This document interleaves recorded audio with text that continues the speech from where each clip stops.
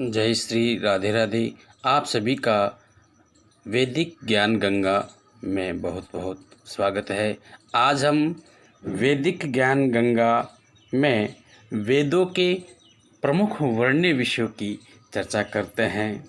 तो आइए चर्चा को आगे बढ़ाते हैं कि वेदों में किन किन प्रमुख वर्ण्य विषयों का वर्णन है।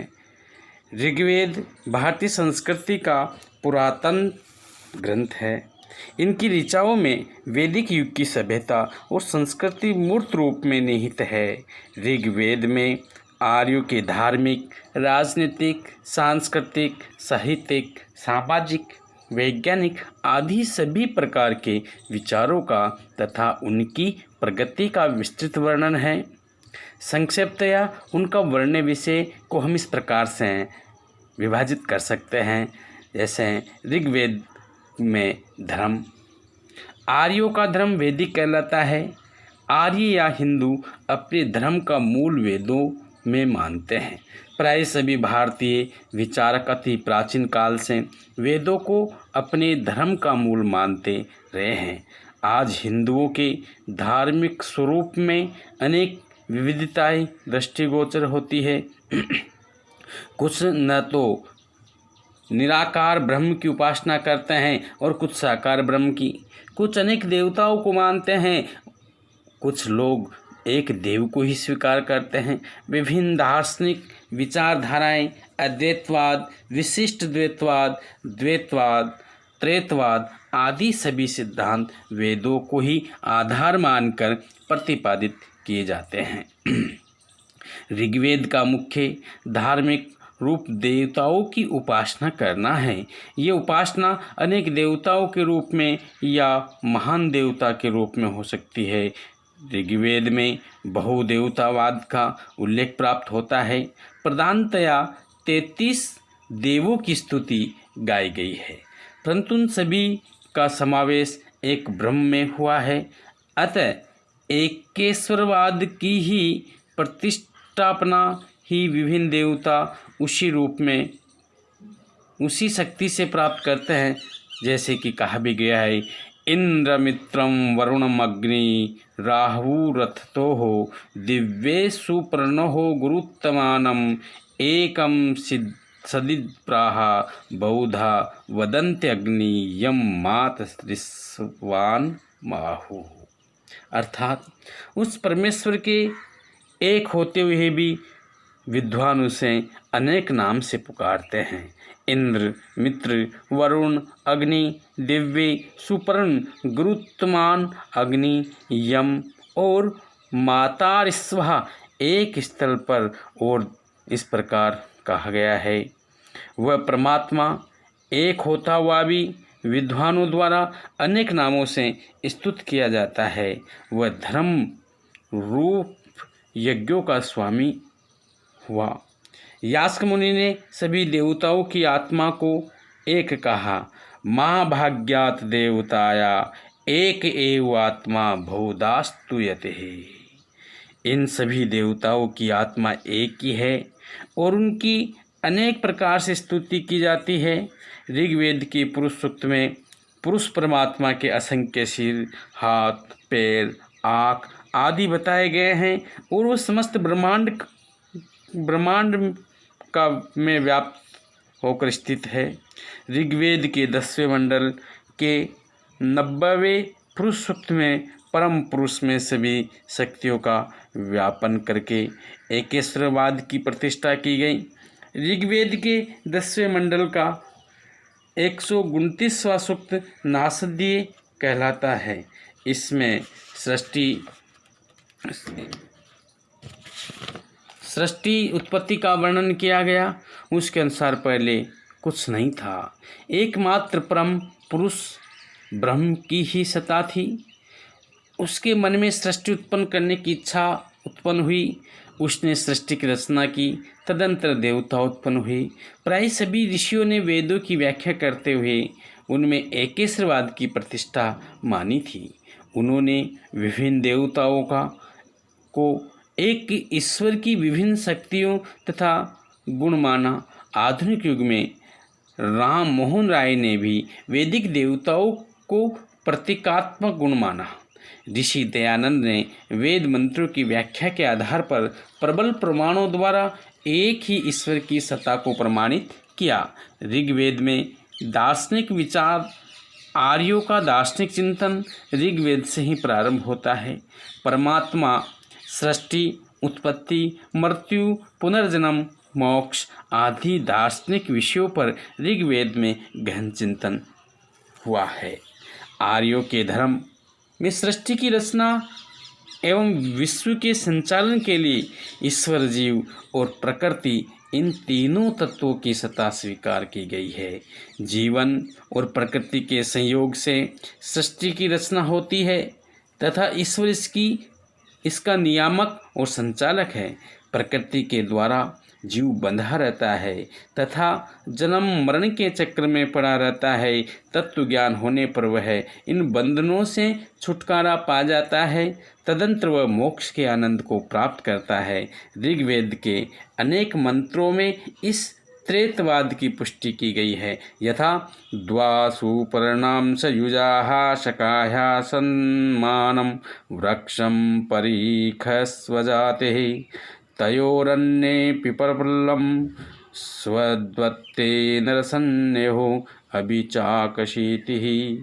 अर्थात सुंदर पंखों वाले, समान आयु वाले दो पक्षी मित्र समान रूप से विश्व रूप वृक्ष का आलिंगन करते हैं। इनमें से एक तो स्वादिष्ट पीपल का आस्वाद लेता है, दूसरे भोग न करता हुआ भी आनंद प्राप्त करता है। यहाँ विश्व प्रकृति है तथा पीपल उसके भोग्य पदार्थ है। आस्वादन करने वाला पक्षी जीव तथा भोग करने वाला दूसरा पक्षी ईश्वर है। तदम विष्णोः परमं पदं सदा पश्यन्ति शूरैः दिवीक्षं चक्षुरात् तमः। अर्थात यहाँ विष्णु पद पर परमात्मा के लिए, सूरह पद जीव वो के लिए और दिव्य चक्षु पद प्रकृति रूप सूर्य के लिए प्रयुक्त हुआ है। इस प्रकार सृष्टि उत्पत्ति के संबंध में ऋग्वेद में 6-7 सूक्त हैं। इसमें नासदीय, हिरण्यगर्भ तथा पुरुष सूक्त बहुत प्रसिद्ध है। नासदीय सूक्त में सृष्टि उत्पत्ति से पहले ही की अवस्था का वर्णन करके उनकी रचना का क्रम बताया है। उस समय न सत था, न असत, न लोक थे, न आकाश, न गति थी, न स्थान, न जन्म था, न मृत्यु, न अमृत था। वही एकमात्र परम मेष्टि सर्वशक्तिमान परमेश्वर अंतश्चेतना के साथ निर्वात अवस्था में शांत रूप में विद्यमान था। उसमें कहीं इच्छा का प्रादुर्भाव हुआ और सृष्टि का बीज उत्पन्न हुआ। वह स्वयं कहाँ से उत्पन्न हुआ, ये सृष्टि कहाँ से उत्पन्न हुई, देवता सृष्टि से पहले उत्पन्न हुए या बाद में, ये कौन जानता है। ये परमेश्वर ही उस सृष्टि का अध्यक्ष है और वही ज्ञेय है। हिरण्यगर्भ सूक्त में भी सृष्टि उत्पत्ति का वर्णन है। सबसे पहले वह हिरण्यगर्भ परमात्मा ही था। वह उत्पन्न हुए सब पदार्थों का अधिपति था। उसी ने ध्रुवलोक और पृथ्वीलोक को धारण किया। वही आत्मा का आविर्भाव करने वाला है, मृत्यु को देने वाला है। सब देवता उसी की उपासना करते हैं। उसी के संज्ञक अथवा सुख स्वरूप परमात्मा की हम उपासना करते हैं। ऋग्वेद के पुरुष सूक्त में पुरुष तथा पुरुष रूप परमात्मा के स्वरूप दर्शन करने के साथ साथ सृष्टि उत्पत्ति के रूप को भी बताया गया है। कुछ वर्तमान में है, भूतकाल में था और भविष्य में होगा। वो पुरुष ही इस पुरुष से विराट और उसके से आदि पुरुष की उत्पत्ति हुई। उसी से सारी सृष्टि की रचना हुई। ऋग्वेद में वर्णित सृष्टि क्रम का विकास भारतीय दर्शन की अनेक विधियों में प्राप्त हुआ है। मृत्यु तथा जन्म का भी वर्णन हमारे वेदों का प्रमुख वर्ण्य विषय रहा है। मृत्यु के पश्चात जीव की गति तथा पुनः उत्पत्ति के संबंध में ऋग्वेद में बहुत कुछ कहा गया है।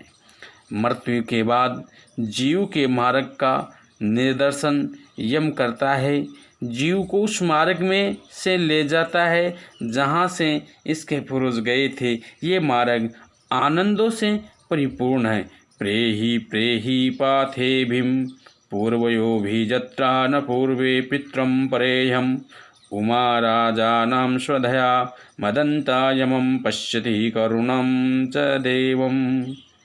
अर्थात जिस स्थान पर हमारे पूर्वज पितामहादि गए हैं, ऐसे उन पूर्व काल में बने हुआ मार्ग शीघ्र जाओ और जाकर अंत से तृप्त होने वाले दीप्तमान शरीर वाले यम और वरुण दोनों देवों को देखो। ऋग्वेद की इन्हीं मंत्रों के आधार पर पुराणों में पितृलोक की कल्पना की गई है।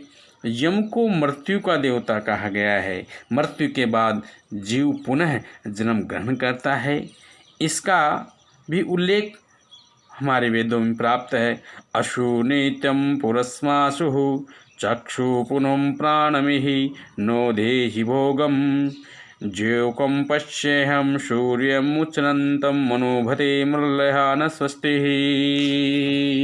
अर्थात ये परमेश्वर पुनः प्राणों की प्रतिष्ठा करता है, पुनः चक्षु आदि इंद्रिय को, प्राणों को और भोगों को धारण करता है। हे परमेश्वर, हम आपकी कृपा से उदय होते हुए सूर्य की विज्ञान को देखते रहते हैं।